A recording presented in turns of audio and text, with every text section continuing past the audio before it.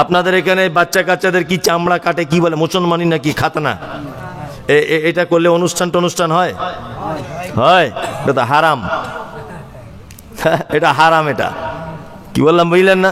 চামড়াটা কেটে দিতে হবে, আগার চামড়াটা, ডগার চামড়া কেটে দিতে হবে। ও বটিলিয়ে আপনি আপনার বউ দুজনা ধরে আপনার ব্যাটার কেটে দিতে পারেন, ও কোনো সমস্যা নেই।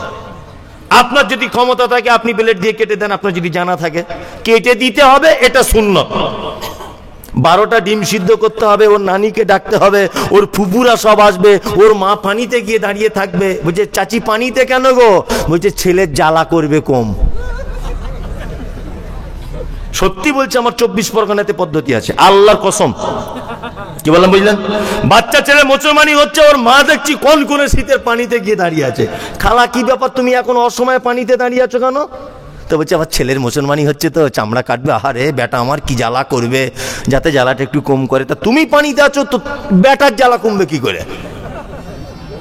হ্যাঁ, এরকম পদ্ধতি আছে না নেই? কুসংস্কার আছে। 4 জন ঠ্যাং ধরে বসে থাকবে, একজন গালে ডিম দেবে, একজন চোখ ধরে থাকবে, সিস্টেম আছে না? আছে। কেন এত ঢং কিসের আপনার? এটা তো হারাম। তাহলে এই খাতনার অনুষ্ঠানে যদি আপনাকে কেউ যদি দাওয়াত দেয়, তাহলে আপনাকে ডাইরেক্ট বলে দিতে হবে যে মমতাজুল সাহেব বলে গেছে এটা হারাম, আর ইসলাম এটাকে হারাম ঘোষণা করে দিয়েছে। এবং হারাম ঘোষণা বলতে এর বৈধতার কোনো দলিল পাওয়া যায় না, তার মানে এটা নিষিদ্ধ। তাহলে আমরা যাব না ইনশাল্লাহ। কারা যাবেন না? একটা লোক বলুন তো যে আজকে এরকম দাওয়াত যদি পাই জীবনে আর যাবো না। যাবেন না তো? যাবে না। আর একটা তাহলে বলে দিই, তখন হাত কে কটা তুলে এটা আমি দেখবো। বলে দিই 2, আপনাদের এখানে এরকম প্রথা আছে যে ছেলে মেয়ের বিয়ে হওয়ার সময় মেয়ের বাপের বাড়িতে গিয়ে দিন টিন টাইম ঠিক করে, কি বলে ওটা? পান কি পানচিন্নি, যাই হোক আমি বলতে পারছি না, ওটা আপনাদের ভাষা, আমি বলতে পারছি না। তাই এইটা করতে যায় তো কতজন লোক যায়? 8-10 জন যায়। 8-10 জন যাবে কেন? 8-10 জন যাবার কি আছে? কেন 8-10 জন যাবে কেন? আশ্চর্য ব্যাপার, 8-10 জন যাবে কেন? এখনো তো বিয়ের কবুল হয়নি। 8-10 জন কি করতে যাবে? যদি একান্ত ভাবে প্রয়োজন হয় তাহলে বেটার বাপ যাবে একা, যদি প্রয়োজন হয় গিয়ে মেয়ের বাপের সঙ্গে বসে একটু আলাপ আলোচনা করে চলে আসবে, 1 কাপ চা পান করে, এটাই তো। আবার 10 জনা যাচ্ছে টাটা সুমো গাড়ি ভাড়া করে গোপে তেল দিয়ে জনমের খাওয়া খেতে, যাচ্ছে কি যাচ্ছে না? এসব নিয়ম আছে, এটা হারাম, এটা একেবারে নিকৃষ্টতম হারাম। কবুল বলা হয়নি, তুমি 10 জন লোক নিয়ে গেলে কেন?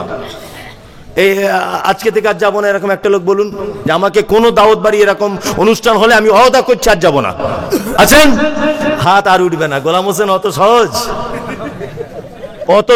ওই যে 2 জন ওরা বসে খুব মিচিমিচি হাসছে, 2 ভাই, আমি বুঝতে পারছি ওরা মানার জন্য রেডি। একজনা বাঁশে হেলান দিয়ে আছে, পাশে একজন আছে। যাই হোক, আপনারা 2 জনা বসুন, পরে কথা হবে ইনশাল্লাহ। চলুন, এই সমস্ত কুসংস্কার গুলো সমাজ থেকে তুলতে হবে কি হবে না? হবে। আর একটা বলে দিই, আপনাদের এখানে বিয়ে শাদী হলে টাকা পয়সার কোনো সিস্টেম নেই তো? হ্যাঁ, উড়িয়ে বাবা রে, এখন মেয়ে ছেলেরা খুব মজা নিচ্ছে আর কি। বলছে এবার আমাদের দলের মৌলবি এনেছে, মনে মনে ভাবছে এবার আমাদের দলের মৌলবি এনেছে, তাই না?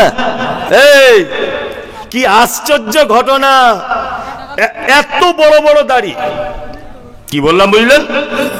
এত বড় বড় দাড়ি, হাজি সাহেব লোক, বেটার বহু দেখতে গেছে, তা বেটির বাপকে জিজ্ঞাসা করছে, আলহামদুলিল্লাহ আপনার মেয়ে দেখে তো আমার খুব পছন্দ।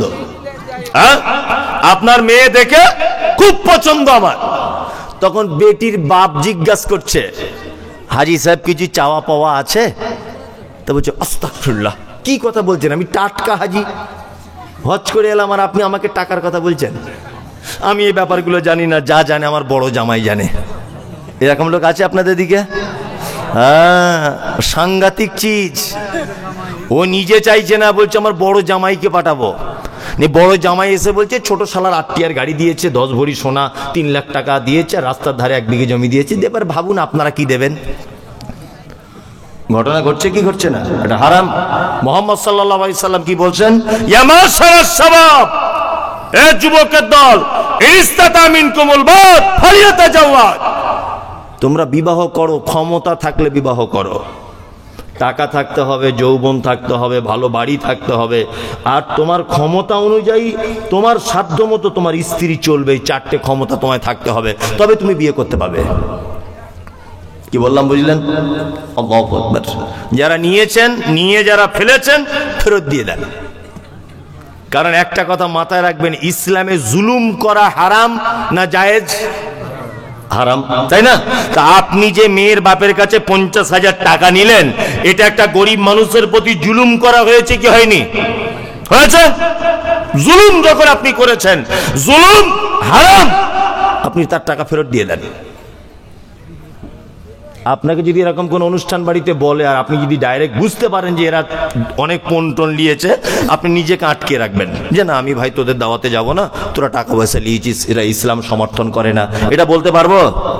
সবাই তো আমরা আসামি, আমি আপনি সবাই আসামি, তার মানে এটা মানা খুব কঠিন।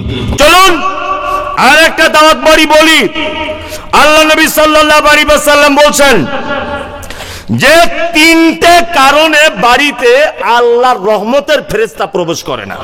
এক, যে বাড়িতে বাদ্যযন্ত্র বাজে, অর্থাৎ এই ডিজে, বিয়েতে, বাড়িতে অনুষ্ঠানে গান টান হয় না, হয়, এই বাড়িতে ফেরেশতা, রহমতের ফেরেশতা প্রবেশ করে না। 2, যে বাড়িতে না পাকি থাকে সেই বাড়িতে। 3, যে বাড়িতে ছবি মূর্তি টাঙানো থাকে, এই সব বাড়িতে আল্লাহ রহমতের ফেরেশতা প্রবেশ করে না। যেখানে আল্লাহ ফেরেশতাদেরকে ঢুকতে দেয় না, সেখানে আপনি মানুষ হিসাবে ঢুকবেন কি করে? একটা প্রশ্ন জাগে না? জাগে। চলুন তারপরে আল্লাহ নবী সাল্লাল্লাহু আলাইহি ওয়াসাল্লাম বলছেন ওয়াতাশমিতুল আতিশ, হাঁচি হলে কি বলতে হয়? কারো হাঁচি হলে কি বলে? আলহামদুলিল্লাহ। ওটা যে শুনবে, ইয়ারহামুকাল্লাহ, ওটা যে শুনবে, ইয়াহদিকুমুল্লাহ ওয়া আসলিহু বালাকুম। আচ্ছা, আজকে আমি যে বক্তব্যটা দিচ্ছি, অনেক কিছু শেখা হচ্ছে না, অনেক কিছু জানা হচ্ছে না, অনেক কিছু জানা হচ্ছে। আমি এইটা বক্তব্যটা দিচ্ছি এই কারণে যে আজকে পরিবেশটা খুব সুন্দর। অন্যান্য জায়গায় জলসা হয়, কিচির মিচির, এটা ওটা, ওই মেলা, এটা ওটা, অনেক কিছু ব্যাপার, কিন্তু আজকে খুব একটা নিস্তব্ধ মতো পরিবেশ পেলাম। ওই জন্য অনেক কথা বলার জন্য চেষ্টা করছি, যাতে ছোটখাটো জিনিস আপনার জানা হয়ে যায়। কি বললাম বুঝলেন? চলুন তাহলে মুহাম্মদ সাল্লাল্লাহু আলাইহি ওয়াসাল্লামের মান্যতা দেওয়ার জন্য আপনাকে এদিকে 5টা কথা বলে দিলাম। 1, সালাম দেব সবাই। 2, জানাজার সালাত আদায় করব। 3, অসুস্থকে দেখতে যাব। 4 হচ্ছে বৈধ দাওয়াত কবুল করব। 5, হাঁচি হলে উত্তর দেব। এবার আল্লাহ নবী সাল্লাল্লাহু আলাইহি ওয়াসাল্লাম কটা জিনিস নিষেধ করছেন, আমরা এটা মানতে পারি কি? একটু দেখি, ইনশাআল্লাহ মানার চেষ্টা করব। 1, আল্লাহ নবী সাল্লাল্লাহু আলাইহি ওয়াসাল্লাম বলছেন মান কানা ইউমিনু বিল্লাহি ওয়াল ইয়াউমিল আখির ফালিকুরিম যাইফাহু, ও লোক আল্লাহকে বিশ্বাস করে না, ও কিয়ামতকে বিশ্বাস করে না, কে সে? ফালিকুরিম যাইফাহু, যে তার মেহমানের সঙ্গে অসৎ ব্যবহার করে। এর বিপরীত দিক, মেহমানের সঙ্গে সর্বক্ষণ সৎ ব্যবহার করতে হবে। কি বললাম বুঝলেন? মসজিদে একটা অন্ধ লোক এসেছে জুম্মার দিনে, এসে অজুখানাতে অজু করতে করতে অজুর ট্যাপটা খুলে দিয়ে ভিতরে চলে গেছে। ভালো করে বুঝবেন, আপনি মসজিদে ঢুকেই দেখছেন পানিটা হর হর হর হর করে পড়ছে, আপনি চিল্লে গিয়ে বলছেন এই কে অজুখানাটা খুলে দিলে এরকম করে? সে কি চোখে দেখতে পায় না? এত মেজাজ দিয়ে বলেন কেন? একটু নরম ভাষাতে বলুন। আর বলারই বা কি প্রয়োজন? আপনি তো নিজে বন্ধ করে দিলেই তো মিটে যায়, মিটে যায় না? মেহমানের সঙ্গে সদ্ব্যবহার করবেন। 2, আল্লাহ নবী সাল্লাল্লাহু আলাইহি ওয়াসাল্লাম তিনি বলছেন ওমান কানা ইউমিনু বিল্লাহি ওয়াল ইয়াউমিল আখির ফালিউজি জারহু, ওই লোক আল্লাহকে বিশ্বাস করে না, ও কিয়ামতকে বিশ্বাস করে না, কে সে? যে তার প্রতিবেশীর সঙ্গে অসৎ ব্যবহার করে। প্রতিবেশীর সঙ্গে সদ্ব্যবহার করেন? করেন? প্রতিবেশীর সঙ্গে তো সদ্ব্যবহার করেন না, প্রতিবেশীকে কি করে বিপদে ফেলা যায় সেই লাইনে আপনি হাঁটেন, তাই না? বর্ষার দিনের পানির লাইনের পানিটা একটু আপনার জমির উপর দিয়ে চলে গেছে, বড় বাঁশ নিয়ে তেড়ে মারতে আসছে। এরকম লোক আছে না নেই? জমি মাপ হয়ে গেছে, এইটা সীমানা গেছে, ও এই জায়গাটায় গাছ লাগাচ্ছে। গাছ বড় হলে জায়গা বেশি নেয় না জায়গা ছোট হয়? বেশি নেয়। গাছ যখন বড় হয়েছে তখন ওই লোকের বাড়িতে অর্ধেক চলে গেছে, এখন ওর ছেলে একটা আম ছিল, ঝুলছিল, আমটা পেড়ে খেয়ে নিয়েছে। তখন গাছওয়ালা বলছে, আমাদের গাছের আম তুই পেড়ে খেলি কেন? এটা বলে কি বলে না, ঝগড়া মারামারি। আমি মমতাজুল ইসলাম বলছি, তোমার জায়গাতে যতটা আমের ডাল আছে আর ওই ডালে যতটা আম হয়েছে তুমি সব পেড়ে আচার করে খেয়ে নাও, কোনো পাপ নেই, কোনো পাপ নেই। কি বললাম বুঝলেন? ও গাছ লাগাবার সময় ওর হুঁশ হয়নি কোথায় গাছটা লাগাচ্ছি আমি।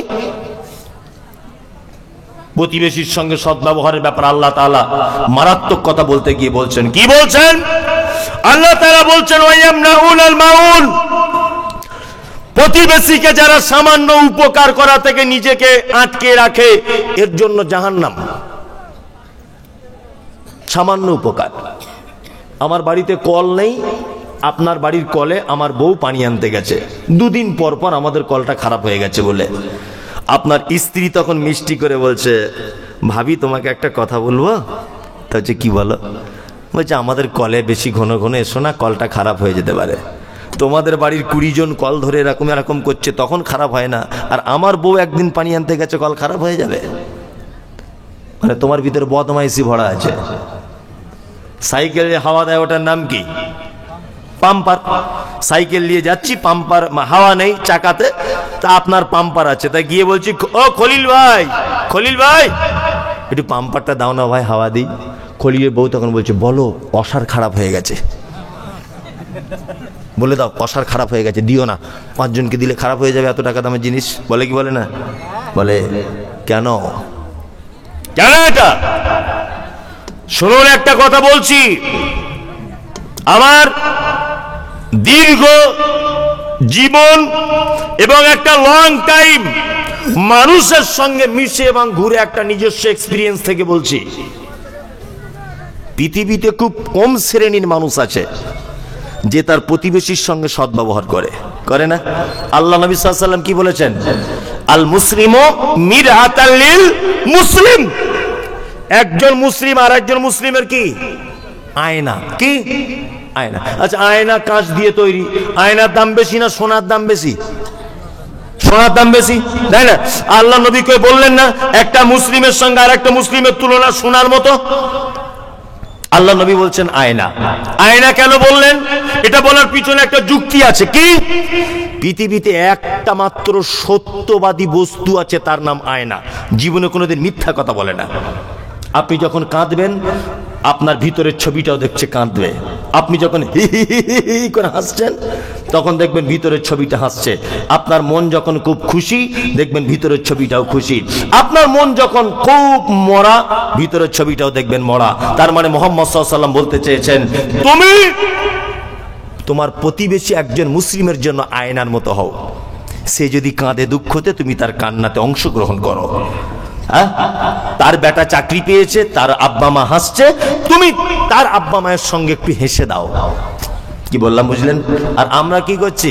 প্রতিবেশীর লোক কিভাবে তার কাটি দিয়ে সর্বনাশ করা যায় সেইটা দিনরাত ভাবছি, ভাবছি না? এরকম করে জান্নাত যাওয়া যাবে? যাবে বলুন? যাবে না। অপরের ক্ষতি চাইলে ক্ষতি রিটার্ন আসে কার কাছে? নিজের কাছে। আমি একটা ঘটনা গল্প সব জায়গাতে বলি, আজকে আপনাদেরকে শোনাচ্ছি। দেখুন প্রতিবেশীর ব্যাপারটা কত কঠিন। একটা লোক, তারা 2 ভাই, বুঝলেন? তা দুজনে বাড়িতে দুধ খাওয়ার জন্য 2টো গাই গরু পুষেছে, 2টো। তা বড় ভাইয়ের গরুটার খুব ভালো দুধ হয়, 10 কেজি 12 কেজি করে, আর ছোট ভাইয়ের গরুটার দুধ হয় 3 কেজি 3.5 কেজি করে। মেয়েদের মন দেখবেন খুব হিংসায় ভর্তি এবং বিষে ভর্তি ওদের মন। তার একটা নমুনা পাবেন, বাড়িতে যখন মুরগিকে খেতে দেয় ডান হাতে চাউল বা গম নিয়ে, নিজের মুরগিকে খেতে দিচ্ছে ডান হাতে, আর বাম দিকে দেখবেন হাতে একটা ঝাঁটা নিয়ে দাঁড়িয়ে আছে। তার মানে অন্য কারোর মুরগি ঢুকে যদি যায় ওর দলে, তার কলিজা কানা করে দিবে। এটা ওদের চরিত্র, চরিত্র নয়? চরিত্র, ওদের মন খুবই হিংসা। তো ছোট ভাইয়ের বউটাও স্বামীকে বলছে তুমি কেমন নামাজ পড়ো, একটু দোয়া করতে পারছো না যাতে তোমার বড় ভাইয়ের গরুটা মরে যায়? মরে যাবে কেন? 12-13 কেজি করে দুধ হয়, এই কারণে ও ছোট ভাইয়ের বউ বলছে একটু দোয়া করো আল্লাহর কাছে, কারণ গোয়ালা যখন দুধ নিতে আসে তখন আমার হিংসায় জ্বলে ওঠে বুকটা। আমাদের 3 কেজি হয়, ওদের 11 কেজি হয়। তা তুমি দোয়া করো যাতে ওদের গরুটা মরে যায়। পাশাপাশি গোয়াল ঘরে 2টো গরু থাকে, আর একই গোয়ালা 2টো দুধ কিনতে আসে। তা লোকটা বইয়ের কথা শুনে দোয়া করছে, রব্বানা আতেনা, আল্লাহ আমার বড় ভাইয়ের গরুটা মেরে দাও না, খুব দোয়া করছে। আচ্ছা বলুন তো, সব দোয়া কবুল হয়? হয় না। একটা 95 বছরের মেয়ে যদি দোয়া করে, রব্বি হাবলি মিনাস সালিহিন, আল্লাহ আমাকে একটা ভালো সন্তান দান করো, 90-95 বছরের মেয়ে আর পেটে সন্তান ধারণ করতে পারে? তো এই দোয়া কবুল হবে কি করে? একজন ডাক্তার দান করেছে 5000, তা বক্তা দোয়া করছে, আল্লাহ ডাক্তারের ব্যবসাতে বরকত দাও। ব্যবসায় বরকত দাও মানে সব লোক রুগী হয়ে যাক, সব লোক অসুস্থ হয়ে পড়ে যাক, তাই তো? এটাই তো, তাহলে ডাক্তারের ব্যবসা ভালো চলবে। তার মানে বোঝা যাচ্ছে দোয়া করতে গেলেও কিছু কিছু দোয়া আছে একটু বুঝে শুনে করা দরকার, দরকার নয়? বুঝে শুনে করা দরকার। তা লোকটা দোয়া করছে, 1 সপ্তাহ ধরে দোয়া কবুল হয় না। তো ওর বউ বাড়ি ওকে খুব প্রেসার করছে, কেমন নামাজি, কপালে দাগ হয়ে গেছে, ঘোড়ার ডিম, তোমার নামাজ কবুল হয় না। তাছাড়া ওদের গরুটা মরে না কেন, খুব বলছে। তো একদিন লোকটা মন খারাপ করে ফজরের নামাজ পড়ে দোয়া করতে লেগেছে, যতক্ষণ কবুল না হবে ছাড়বো না। খুব দোয়া করছে, রব্বানা আতেনা, আল্লাহ যেমন হোক করে আজকে গরুটা মেরে দিতেই হবে, তাছাড়া কোনো উপায় নাই। দোয়া করছে, এখন দোয়া করছে, আর পিছন দিক দিয়ে ওর বেটি এসে বলছে, আব্বা। তা বলছে কি? বলছে গরু মরে গেছে। লোকটা তখন ভাবছে যে তাহলে দোয়াতে কাজ হয়েছে। এখন লোকটা খুব ভালো হাসতে হাসতে মিচকে মিচকে বাড়ি যাচ্ছে, বউয়ের কাছে ভালো স্বামী হবে, দোয়া কবুল হয়ে গেছে মানে কি পাক্কা নামাজি। ওর বউ গিয়ে দেখছে গোয়াল ঘরের সাইডে মুড়ো ঝাঁটা নিয়ে দাঁড়িয়ে আছে। তো বলছে কি ব্যাপার, আজকে খুশির দিন, তুমি ঝাঁটা নিয়ে দাঁড়িয়ে আছো কেন? বলছে তুমি কেমন দোয়া করেছো? হ্যাঁ, আমাদের গরুটাই মারা গেছে, আমাদেরটাই তো মারা গেছে। তখন পুরুষ মানুষটা বুদ্ধি খাটিয়ে বলছে, দেখ সাবিলা, দোয়া ঠিক কবুল হয়েছে, আর মালাকুল মওত ঠিক এসেছে, কিন্তু গোয়াল ঘরটা চিনতে ভুল করে দিয়েছে। পাশাপাশি গোয়াল ঘরটা তো ওদেরটাই না ঢুকে ভুল করে আমাদেরটাই ঢুকে গেছে। তার মানে ঘটনা ওটা নয়, ঘটনা হচ্ছে তুমি অপরের যদি ক্ষতি চাও, ঘুরিয়ে ক্ষতি হবে কার? তোমার। আল্লাহ নবী সাল্লাল্লাহু আলাইহি ওয়াসাল্লাম তিনি বলছেন, ওমান কানা ইউমিনু বিল্লাহি ওয়াল ইয়াউমিল আখির ফালিউজি জারাহু, ওই লোক আল্লাহকে বিশ্বাস করে না, ও কিয়ামতকে বিশ্বাস করে না, কেসে যে তার প্রতিবেশীর সঙ্গে অসৎ ব্যবহার করে। বিনীত অনুরোধ বর্তমান আমাদের নারী এবং পুরুষের কাছে, প্রতিবেশীর সঙ্গে কখনো যেন কটু কথা দিয়ে ঝামেলা বাঁধিয়ে দিবেন না। মুহাম্মদ সাল্লাল্লাহু আলাইহি ওয়াসাল্লাম তারপর আবার বলছেন, ফালিয়াকুল খাইরান আও লাম ইয়াসমুত, শোনো, জবান যার আছে মিষ্টি কথা বলো না, অথবা তুমি চুপ থাকো, খারাপ কথা বলো না। ইনশাআল্লাহ আমরা এই দুটো আগের এবং এই হাদিসটা মেনে চলবো ইনশাআল্লাহ, ইনশাআল্লাহ। তাহলে নবীর প্রতি যে ভালোবাসা আপনার আছে বা আপনি যে ভালোবাসেন তার প্রমাণ হবে।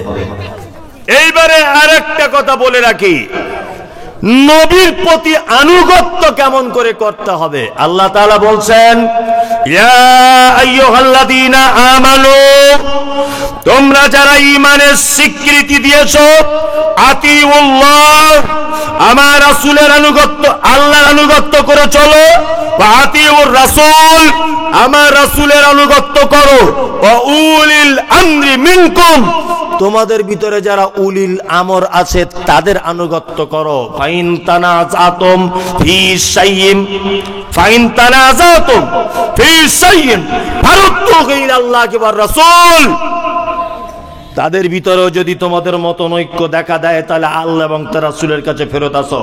তাহলে ইসলামের বাস্তব চিত্রগুলো মানার জন্য অপশন কটা? কটা? 3টা। 1, আল্লাহর আনুগত্য, অর্থাৎ পবিত্র আল কোরআনে যেটা বলা হয়েছে সেটাকে মেনে নেওয়া। 2, মুহাম্মদ সাল্লাল্লাহু আলাইহি ওয়াসাল্লাম যেটা দিয়েছে সেটাকে মেনে নেওয়া। 3, বাকি থাকলো উলিল আমরি মিনকুম, তোমাদের ভিতরে, তোমাদের মধ্যে যারা আছে নেতা, তোমাদের মধ্যে যারা আছে বিজ্ঞ, তোমরা তাদের আনুগত্য করো। কিন্তু তারপরেও যদি তোমাদের ভিতরে মতনৈক্য সৃষ্টি হয় তাহলে ফারুদ্দুহু ইলাল্লাহি ওয়ার রাসূল, তোমরা আল্লাহ এবং তার রাসূলের দিকে ফেরত চলে এসো। চলুন এইবারে আরো গুটি কত কথা আপনাদেরকে বলে রাখছি। যারা আপনারা এখানে বসে আছেন, আমরা কম বেশি সবাই আনুগত্য মুহাম্মদ সাল্লাল্লাহু আলাইহি ওয়াসাল্লামের করি এবং আল্লাহরও করি। ভালো আল্লাহকেও বাসি, নবীজিকেও বাসি না বাসি। কিন্তু আল্লাহ তাআলা পবিত্র আল কোরআনে ভালোবাসার একটা সিরিয়াল বর্ণনা করেছেন, এক সিরিয়াল। এই জিনিসের থেকেও নবীকে আর আল্লাহকে বেশি ভালোবাসা লাগবে। কি সিরিয়াল? আল্লাহ বলেন, কুল ইন কানা আবাউকুম ওয়া আবনাউকুম ওয়া ইখওয়ানুকুম ওয়া আযওয়াজুকুম ওয়া আশীরাতুকুম ওয়া আমওয়ালুন ইকতারাফতুমুহা ওয়া তিজারাতুন তাখশাউনা কাসাদাহা ওয়া মাসাকিন তারজাউনাহা। আল্লাহ তাআলা বলছেন, আল্লাহকে এবং রাসূলকে যদি ভালোবাসতে চাও, পৃথিবীর এই জিনিসের থেকে বেশি ভালোবাসো, তাহলে তোমার ঈমানের পরিপূর্ণতা লাভ করবে। এক, আবাউকুম, পৃথিবীতে যত জিনিস আছে ভালোবাসার, সব থেকে ভালোবাসার জিনিস কে? আল্লাহ বলছে আবাউকুম, তোমার আব্বার মা, তোমার আব্বার মা। এদের সঙ্গে কখনো অসৎ ব্যবহার করো না। এদের ব্যাপারে পবিত্র আল কোরআন কি বলছে? ওয়ালা তানহারহুমা, মা বাপের ব্যাপারে এমন কথা বলো না যে তোমার কথাতে যারা শব্দটুকু যেন বলে না দেয়। মা বাপরা বর্তমানে ভালো ব্যবহার পাচ্ছে সন্তানদের কাছে? বাপ মাদেরও কিছু দোষ আছে, বাপ মাদের কিছু দোষ নাই। চারটে বেটা, যে ছেলের টাকা বেশি তার বউয়ের বেটাকে কোলে করে নিয়ে বেশি ঘোরে, এরকম মাও আছে, আছে না? হ্যাঁ, যে বৌমার টাকাওয়ালা ঘরের বৌমা, তার ছেলে দেখবো দাদি সব সময় কোলে নিয়ে ঘুরছে, এরকম আছে না নেই? হ্যাঁ, বাপ জমি ভাগ করার সময়তে ছোট ছেলেকে 2 শতক বেশি দিয়ে দিয়েছে। আর 3টে বেটা বলছে, কি ব্যাপার আব্বা, ওকে 2 শতক বেশি দিলে? বলছে তোদের বউগুলো ঠিকঠাক করে দেখে না, আর ওর বউ আমার জামা কাপড় কেচে দেয়, ওই জন্য 2 শতক বেশি দিয়েছি।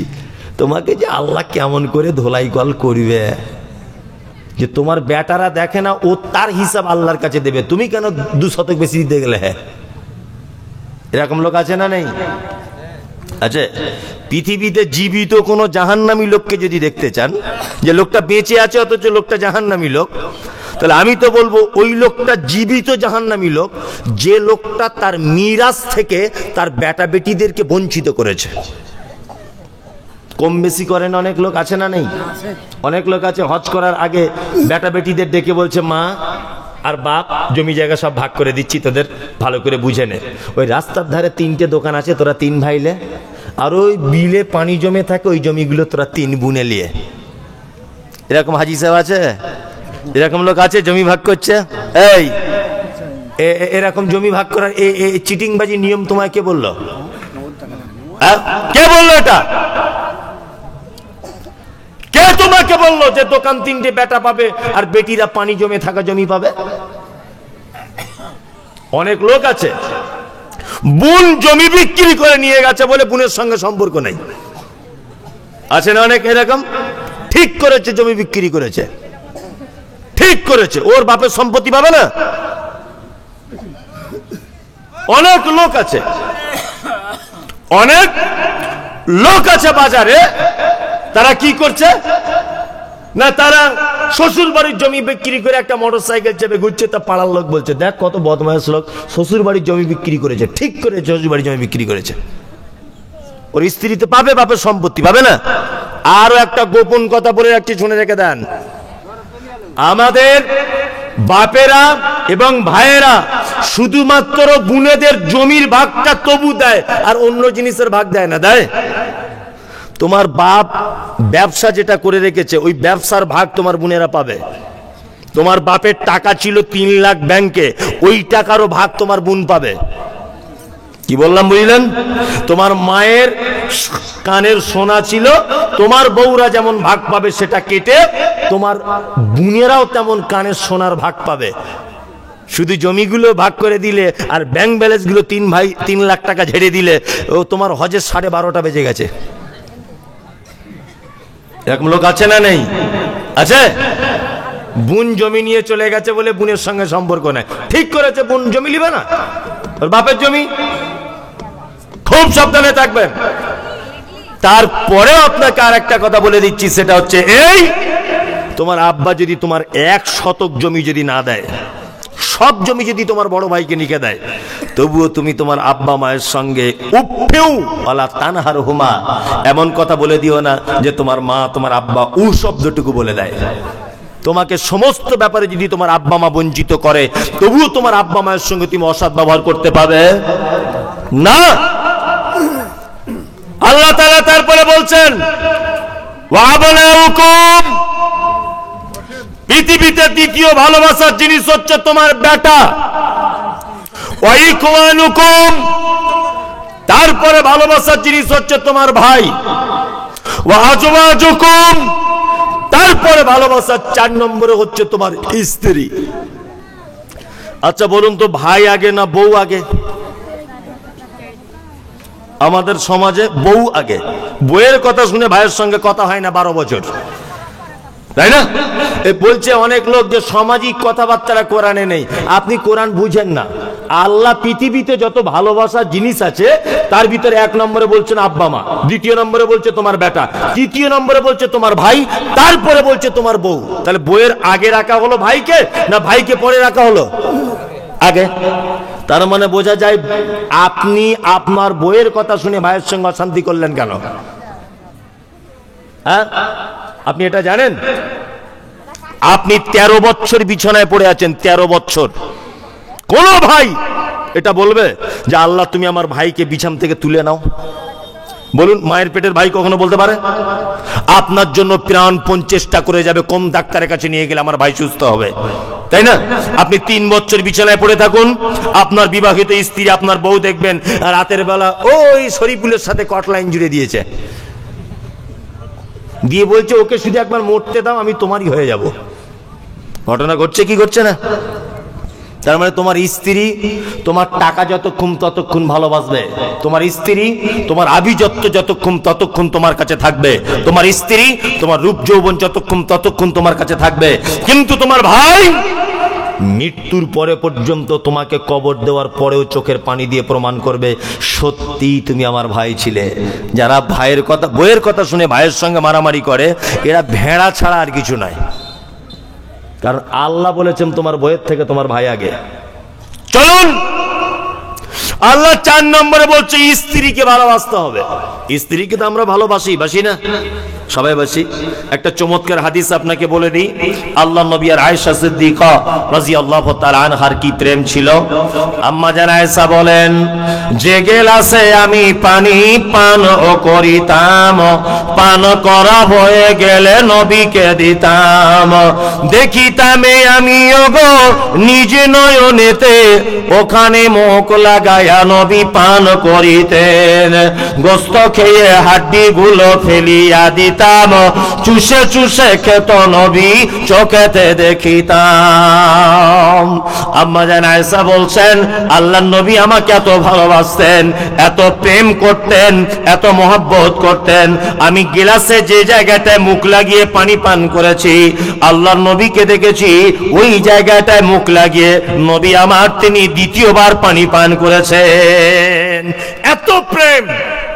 আম্মা জান আয়েশা বলছেন, গোস্ত খেয়ে হাড্ডি গুলো ফেলিয়া দিতাম, চুষে চুষে খেত নবী চোখেতে দেখিতাম।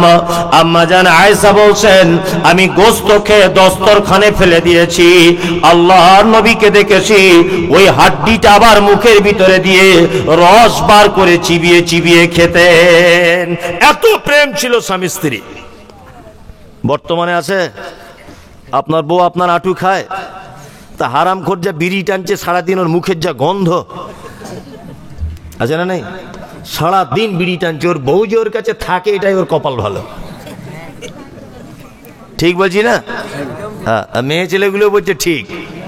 এই তুমি জেদ করে ব্লাউজ কিনতে পারো, তুমি জেদ করে সায়া কিনতে পারো, জেদ করে মায়ের বাড়ি যেতে পারো, জেদ করে বহরমপুরে কেনাকাটা করতে যেতে পারো, আর জেদ করে বিড়ি ছাড়াতে পারো না? যে তুমি যদি বিড়ি না ছাড়ো তাহলে 15 দিনের জন্য গেলাম মায়ের বাড়ি, আর আসবো না। মেয়েদের ধৈর্য আছে বলতে হবে সত্যি। এই ওই দুর্গন্ধ মুখের সাথে কি করে যে থাকে তা আমি ভেবে পাই না। এত গন্ধ, আল্লাহু আকবার। যারা বিড়ি টানে বাসে ট্রেনে উঠলেও তাদের পাশে দাঁড়াতে গা ঘিন ঘিন করে না বলুন? সত্যি ওদের কপাল পোড়া বলি আপনার সাথে থাকে, তাছাড়া থাকতো না, তাই না? যাই হোক, আল্লাহ সুবহানাহু ওয়া তাআলা বলছেন আজওয়াজুকুম, তোমার বউ তোমার নিয়ামত, ওয়া আশিরাতুকুম, তোমার নিকট আত্মীয় হলো তোমার নিয়ামত, ওয়া আমওয়ালুন ইকতারাফতুমুহা, তোমার উপার্জিত সম্পদ হলো তোমার ভালোবাসার জিনিস, ওয়া তিজারাতুন তাকশাউনা কাসাদাহা, আর তোমার ব্যবসা এটা তোমার মহব্বতের জিনিস, ওয়া মাসাকিন তারজাউনাহা, তুমি 20 তলা বিল্ডিং বাড়ি করেছো এটা তোমার মহব্বতের জিনিস। আল্লাহ বলেছেন ফাতারাব্বাসু আহাব্বা ইলাইকুম মিনাল্লাহি ওয়া রাসূলিহি ওয়া জিহাদিন ফি সাবিলিহি ফাতারাব্বাসু হাত্তা ইয়াতিয়াল্লাহু বিআমরিহি ওয়াল্লাহু লা ইয়াহদিল কওমাল ফাসিকিন।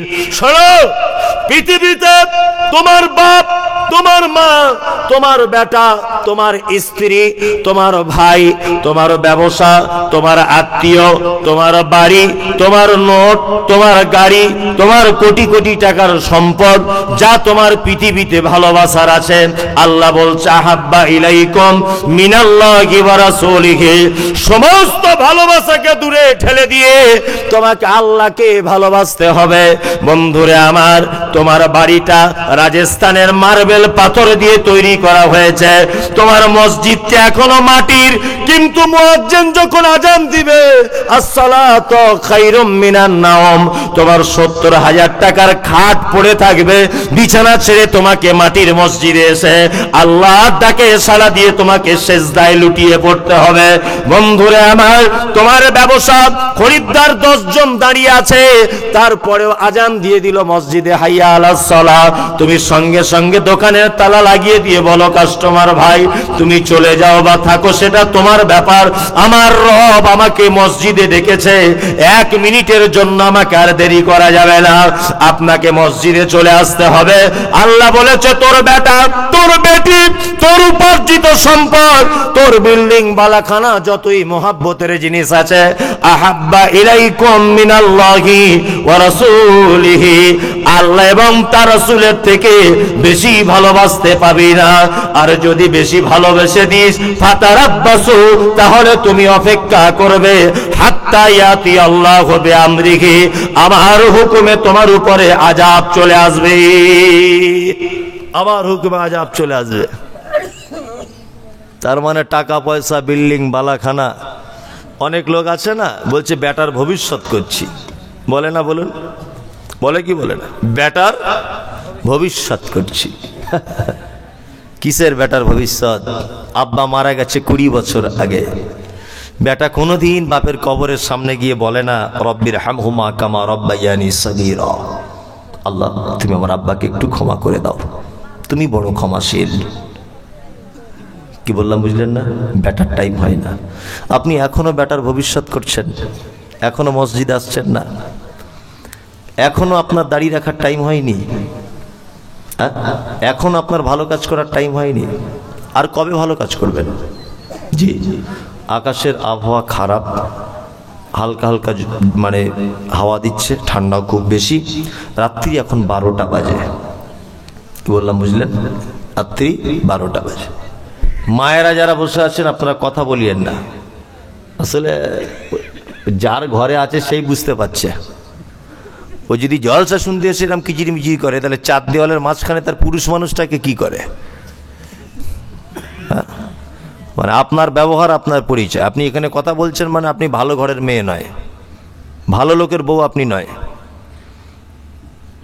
আপনি এখানে কথা বলছেন কেন? আপনার গলার আওয়াজ আসছে এদিকে। যারা এখানে বসে আছেন বিনীত অনুরোধ, পৃথিবী ক্ষণস্থায়ী একটা জায়গা, কি বললাম বুঝলেন? এটা ছেড়ে সবাইকে চলে যেতে হবে, হবে না? চলে যেতে হবে। পৃথিবীতে কেউ বাঁচতে পারেনি। আপনাকে একটা চমৎকার হাদিসের অংশ বলে আমি বক্তব্য শেষের দিকে আসছি। রাত্রি 12টা বাজে। আমাদের নবী মোহাম্মদ সাল্লাল্লাহু আলাইহি ওয়াসাল্লাম পৃথিবী থেকে যেদিন চলে গিয়েছিলেন সে দিনটির নাম কি?